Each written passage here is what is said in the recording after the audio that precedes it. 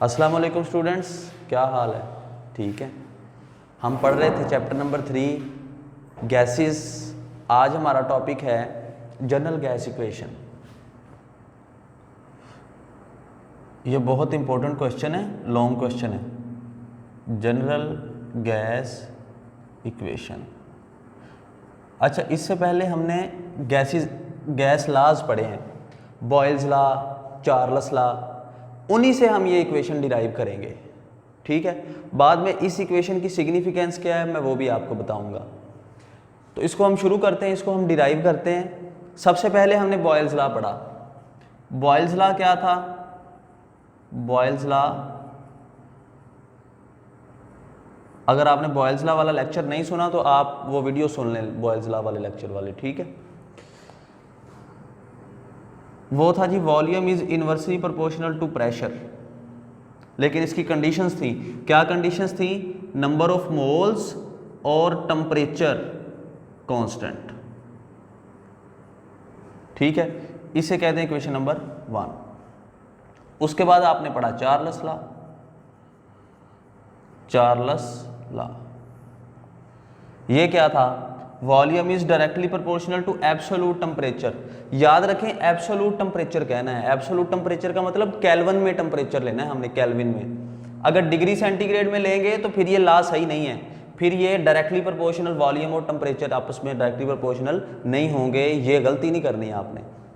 अच्छा, इसकी कंडीशन, इसको कहते हैं क्वेश्चन नंबर 2। इसकी कंडीशंस क्या थी? वॉल्यूम और टेम्परेचर, तो इसमें नंबर ऑफ मोल्स और प्रेशर क्या है? कांस्टेंट। ये इसकी कंडीशन है कि ये कांस्टेंट होने चाहिए। अच्छा, एक लॉ और है, वो है जी एवोगैड्रोस लॉ। एवोगैड्रोस लॉ वो क्या कहता है? वो कहता है कि volume is directly proportional to number of moles. जितने नंबर ऑफ मोल्स ज्यादा होंगे उतना वॉल्यूम भी ज्यादा होगा। ठीक है। नंबर ऑफ 5 मोल गैस है तो उसका वॉल्यूम कम होगा, और अगर 100 मोल गैस है तो उसका वॉल्यूम ज़्यादा होगा। जितना नंबर ऑफ मोल ज़्यादा, वॉल्यूम उतना ज़्यादा। ये है एवोगैड्रो लॉ। और इसकी क्या कंडीशंस हैं? इसमें वॉल्यूम आ गया, नंबर ऑफ मोल, पीछे क्या रह गया? प्रेशर और टेम्परेचर। इसमें pressure and temperature is kept constant. ये इक्वेशन नंबर 3 है। ये 1, ये 2, ये 3। ये देखें, ये भी V, ये भी V, ये भी V। इन तीनों को हम कंबाइन कर लेते हैं। हम एक लम्हे के लिए ये सोचते हैं कि कुछ भी कांस्टेंट नहीं है, तो फिर हम तीनों को कंबाइन कर लेते हैं। वॉल्यूम को एक दफ़ा लिखें, वॉल्यूम को एक दफ़ा लिखा, आगे 1/P T और N, T और N। देखिए, जब इसको हम खत्म करते हैं तो दो चीजें लगती हैं, एक इज इक्वल टू, एक कांस्टेंट, एक इज इक्वल टू और एक कांस्टेंट, R/P T N। ये R क्या है? ये R है जनरल गैस कांस्टेंट। इसका दूसरा नाम है आइडियल गैस कांस्टेंट। ठीक है। या इसको एक और भी नाम देते हैं हम, यूनिवर्सल गैस कांस्टेंट।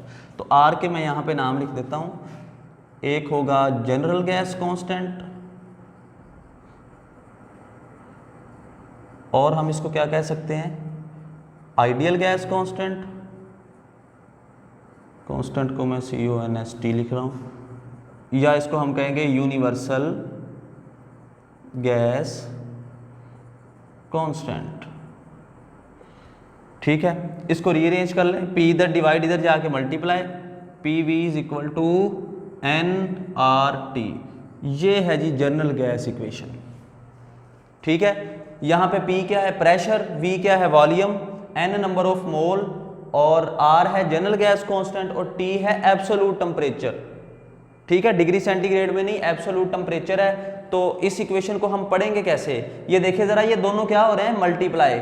और ये तीनों भी क्या हो रहे हैं? मल्टीप्लाई। मल्टीप्लाई को हम कहते हैं प्रोडक्ट। तो इसको आप पढ़ के सुनाएं, the product of pressure and volume, the product of pressure and volume is equal to the product of number of moles, general gas constant and absolute temperature.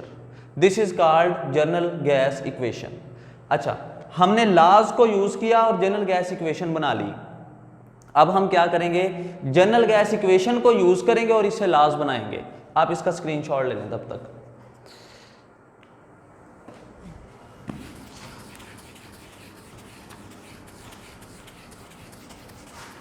अब हम जनरल गैस इक्वेशन को use करेंगे और उससे हम बनाएंगे gas laws.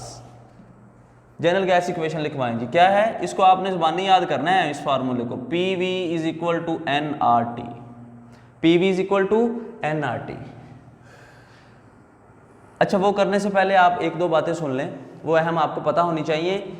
ये जो इक्वेशन है ये डिराइव्ड है, ये थ्योरेटिकली डिराइव्ड नहीं, एक्सपेरिमेंटली डिराइव्ड है ये इक्वेशन, ठीक है। एक्सपेरिमेंटल बेसिस पे इसको हमने डिराइव किया है, क्योंकि एक्सपेरिमेंट्स किए थे तो बॉयल्स लॉ बना था, चार्ल्स लॉ बना था और एवोगाड्रो लॉ बना था, और उन्हीं की बेस पे ये इक्वेशन है, तो ये एक्सपेरिमेंटल इक्वेशन है। दूसरी बात, ये इक्वेशन सिर्फ आइडियल गैस के लिए वैलिड है, सिर्फ आइडियल गैस के लिए, ठीक है। या दूसरे लफ्जों में आपको ये पता होना चाहिए, ये इक्वेशन वैलिड है only at low pressure and high temperature. Entry test में ये एमसीक्यूज आ सकता है आपको, ये आपकी बुक पे नहीं लिखा हुआ, लेकिन आपको ये पता होना चाहिए कि सिर्फ लो प्रेशर और हाई टेम्परेचर। क्यों हाई प्रेशर पे, हम अगले चैप्टर में अगले हिस्से में जाके देखेंगे कि हाई प्रेशर पे गैस आइडियल नहीं रहती। समझ आ गई बात की। अच्छा, ये है जी जनरल गैस इक्वेशन, इससे हम लॉज बनाएंगे। अब सबसे पहले हम बनाते हैं जी बॉयल्स लॉ। बॉयल्स लॉ जी, बॉयल्स लॉ बनाएं। P V is equal to N R T. आपको बॉयल्स लॉ की कंडीशंस का पता है, नंबर ऑफ मोल्स और प्रेशर क्या रहें, कांस्टेंट। नंबर ऑफ मोल्स भी कांस्टेंट रहें और प्रेशर भी constant. V is equal to N, sorry Boyle's law में प्रेशर नहीं कांस्टेंट रहता, बॉयल्स लॉ में टेम्परेचर कांस्टेंट होता है। बॉयल्स लॉ में क्या कांस्टेंट होगा जी, temperature. P V is equal to N R T. T constant रहे, नंबर ऑफ मोल्स कांस्टेंट रहे, आर पहले ही कांस्टेंट है, तो ये सारी चीजें कांस्टेंट, तो P V is equal to constant, K लिख रहा हूं, यही था Boyle's law. General gas equation से बॉयल्स लॉ बना लिया, ठीक है। Charles law, general gas equation लिखें, इससे चार्ल्स लॉ कैसे बनेगा आपको पता होना चाहिए। एक तो नंबर ऑफ मोल्स, दूसरा क्या कांस्टेंट रखना है, pressure. Number of moles and pressure are constant जी। V is equal to N R T over P, ये P उधर जाके डिवाइड हो गया। N को भी कांस्टेंट रखना है, P को भी कांस्टेंट रखना है, R पहले ही कांस्टेंट है, तो V is equal to constant into T. मैं यहां पे लिख रहा हूं V is equal to constant into T जी। एक इज इक्वल टू और कांस्टेंट को खत्म करेंगे तो प्रोपोर्शनल इंटू टी, यही है चार्ल्स लॉ, ठीक है। इसी तरह एवोगाड्रो लॉ कैसे प्रूव करेंगे, जनरल गैस इक्वेशन लिखें, P V is equal to N R T. इसमें टेम्परेचर और प्रेशर को क्या है आप कांस्टेंट रख लें, R kept constant. V is equal to N R T over P, T भी कांस्टेंट, P भी कांस्टेंट, R भी कांस्टेंट, तो V is equal to constant into N is equal to, और कांस्टेंट को खत्म करें तो प्रोपोर्शनल इंटू N। ये है जी एवोगाड्रोस लॉ। तो जनरल गैस इक्वेशन से हमने तीनों लॉज भी डिराइव कर लिए, इसको भी आप नोट कर लें।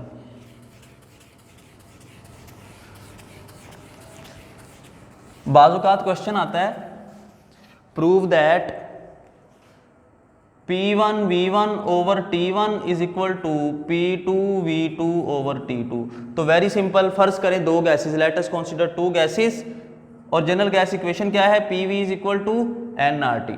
अगर हमारे पास गैस हो 1 मोल, नंबर ऑफ मोल कितने हो 1, तो ये क्या बन जाएगा, PV इज इक्वल टू 1, बेशक लिखें बेशक ना लिखें, RT, यहाँ पे R की वैल्यू निकाल लें, PV ओवर T, ठीक है जी। अगर दो गैसेस हों तो इसके लिए पहली गैस के लिए 1 1 1 लगा दें, और same R is equal to दूसरी गैस के लिए P2 V2 ओवर T2, ये दूसरी गैस के लिए।